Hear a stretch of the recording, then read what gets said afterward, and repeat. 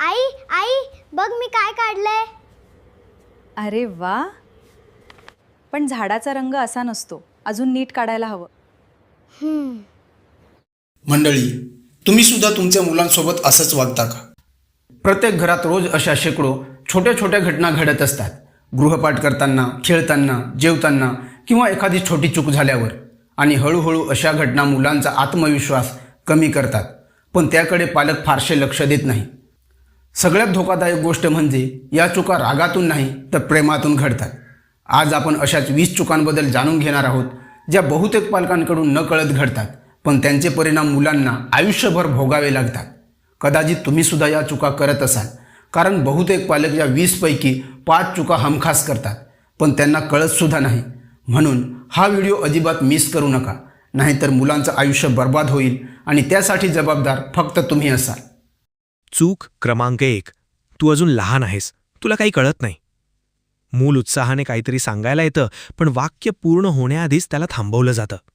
त्या दिवशी ते फक्त शांत होत नाही, तर हळूहळू त्याला वाटायला लागतं की त्याचं म्हणणं कोणीच ऐकून घेत नाही, आणि इथूनच त्याचा आत्मविश्वास कमी व्हायला लागतो. 2. प्रत्येक वेळी इतर मुलांशी तुलना करणं. पहा, तो किती हुशार आहे. हे वाक्य ऐकून मुलाला प्रेरणा मिळत नाही, उलट ते स्वतःबद्दल शंका घ्यायला लागतं.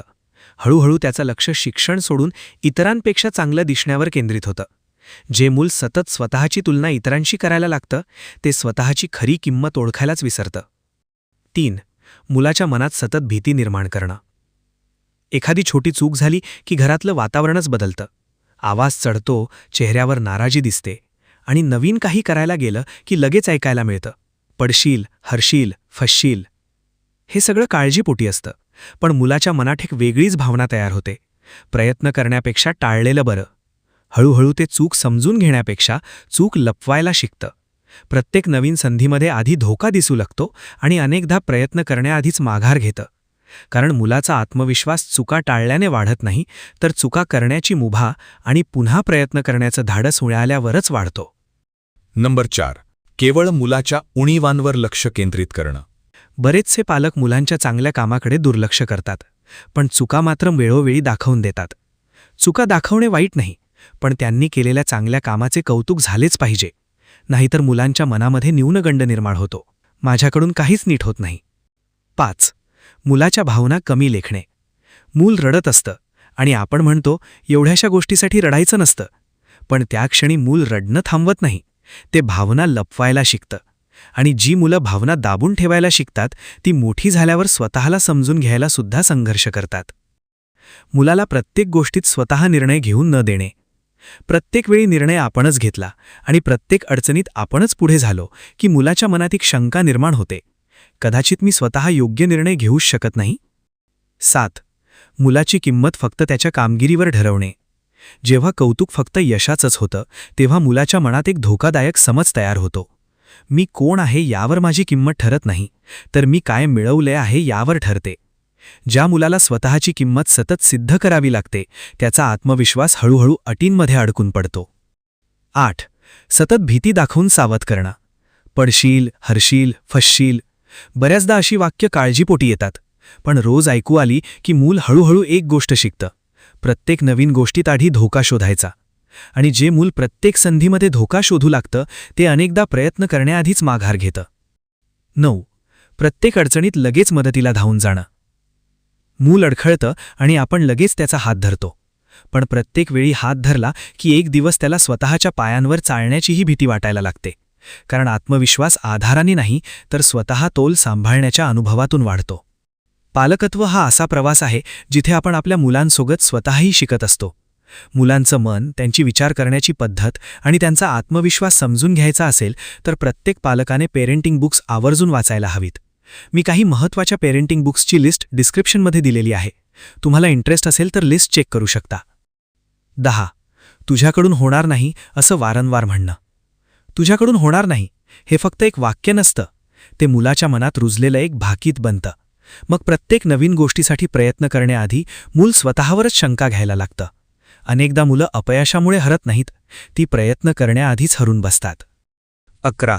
शब्दांमधून मुलाची नकारात्मक ओळख तयार करणं. तुझ्याकडून काहीच होत नाही, तू आळशी आहेस, असे शब्द ऐकून मुलंही हळूहळू स्वतःबद्दल तसाच विचार करू लागतं, मी असाच आहे. आणि ज्या दिवशी मूल स्वतःलाच लेबल लावायला लागतं त्या दिवशी त्याचा आत्मविश्वास वाढण्याआधीच कमी व्हायला लागतो. 12. मुलांच्या प्रत्येक प्रश्नावर चिडणं. किती प्रश्न विचारतोस? शांत बस जरा. अशी उत्तरं वारंवार मिळाली की मुलं हळूहळू प्रश्न विचारणंच कमी करतात. आणि ज्या दिवशी मुलं प्रश्न विचारणं बंद करतात त्या दिवसापासून त्यांचं नवीन गोष्टी शिकण्याच्या धाडसही कमी होऊ लागतं. कारण अनेकदा कुतूहल मरत नाही, ते गप्प बसायला शिकतं. 13. मुलाच्या जागी नेहमी आपणच बोलणं. शिक्षकांनी काही विचारलं, पाहुण्यांनी नाव विचारलं, प्रत्येक वेळी उत्तर पालकच देतात. मग हळूहळू मूल फक्त बोलायचं विसरत नाही तर बोलण्याची हिंमतच गमावू लागतं. जेव्हा स्वतःला बोलण्याची सवय राहत नाही तेव्हा स्वतःचं मत मांडणंसुद्धा कठीण वाटू लागतं. 14. मुलाच्या गतीचा विचार न करणं. प्रत्येक मुलाची शिकण्याची गती भिन्न असते, त्यामुळे त्याला त्याच्या गतीप्रमाणे शिकू द्यावं. इतर मुलांची तुलना करून त्याचा इगो दुखावू नये. 15. मुलाला त्याच्या स्वभावाऐवजी आपल्या अपेक्षांमध्ये बसवण्याचा प्रयत्न करणं.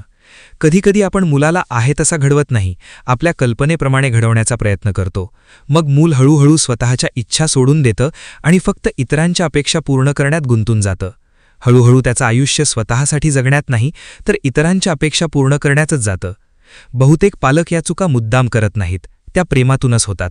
पण कधीकधी प्रेमापेक्षा प्रेम व्यक्त करण्याची पद्धत मुलाच्या मनावर जास्त परिणाम करून जाते. आज रात्री झोपण्यापूर्वी स्वतःला फक्त एक प्रश्न विचारा.